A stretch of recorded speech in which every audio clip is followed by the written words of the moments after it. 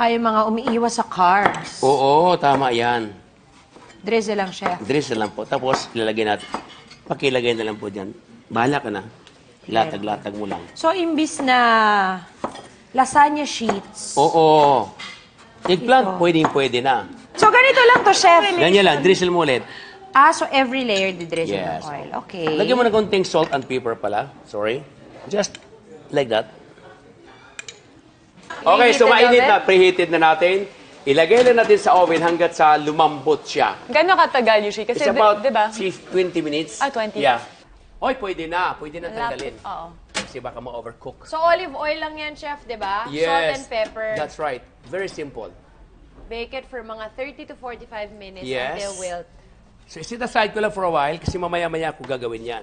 Baka ma-overcook. Now, una na Onion. onion.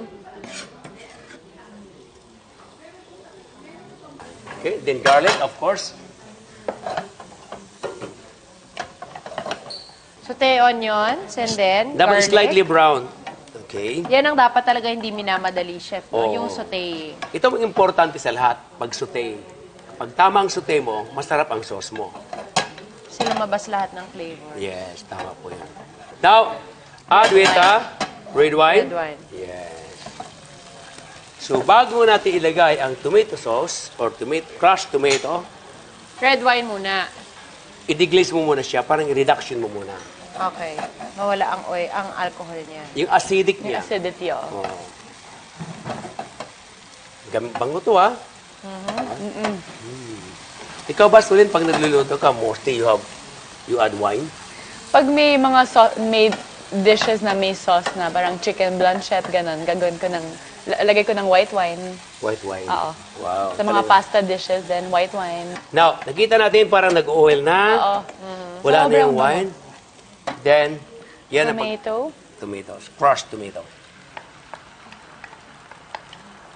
Alright. Okay, now lagyan tuloy na. Nutmeg, of course, nutmeg always. Then, black pepper. You love black pepper? Oo. So, ang oven natin naka-preheated na. Yan. Ito naman, hindi kailangan na hiwain. Chop, oo. Sarap na to. Then, ganyan lang sa kamay. Fresh naman yung basil. Sarap. Ganda ng kulay. Yan ang sabi ko, sana pwede gawing pabango na. Ganyan talaga yung amoy niya, no? Di ba Francis ka? Dapat mag-France ka.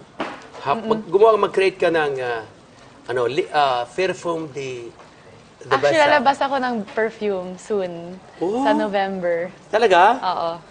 Ako rin, bahala kong maglagay ng Sino kaya November. makatuklas sa akin? Baka gusto nyong nagbabala kayo ng perfume, ang gamit ko ay onion perfume.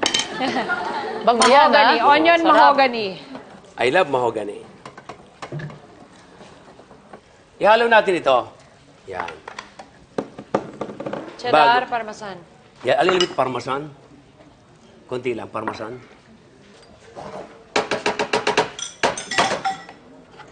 Soleil, would you mind to help us Of course not. to do the layer? Bettina and... Go ahead. Sige. At Thank ayusin you. ko na ating garlic toasts. Yeah. Or spread ko. Spread mo lang. Excuse me, minute. Alright. Yan. Then, another cheese. Mas marami si Baba, kunti lang. There you go. Then, parmesan, kunti rin. Then, eggplant again. There you go. Okay. Just lay down.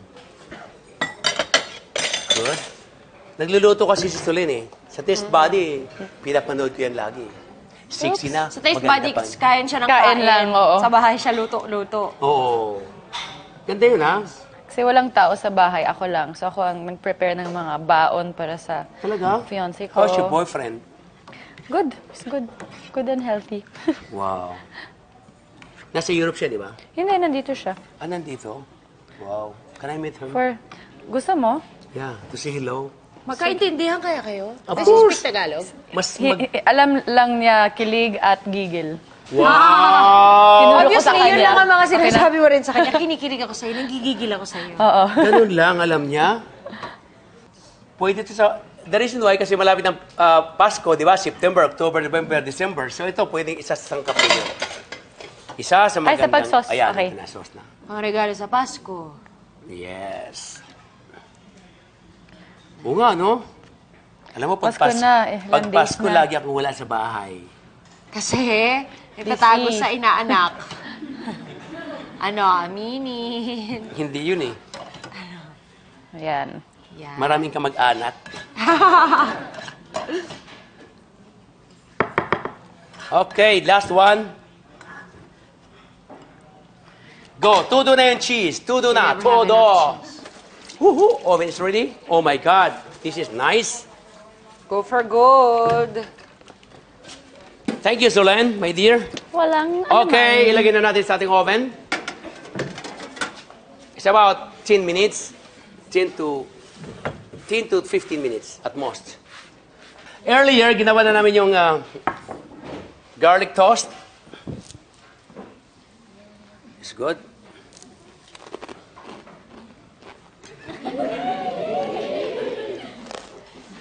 Crunchy. Gutom na ba kayo? Yes! Grabe, gutom na nga. Tina, tingnan nga natin to. Kawawa naman. Okay, ito, Sulen, ready na, no? Perfect! Yes. Ang ganda, chef. Okay ba? Yehoo! Ay, ganda. Woo! Love it. Wow, Pang it's lasagna. oily and melting. My God! There you go. 1 minute. Basta yung cheese. Oh. Lagyan natin ng konting parsley sa gitna. Tapos, this one. Ping, ping, ping, ping, ping, ping, ping, ping, ping! Ito na ang mas pinasosyal nating luto sa ordinary. Nako, talong lang ito. Pero, lasagna at garlic bread ang kasama niya.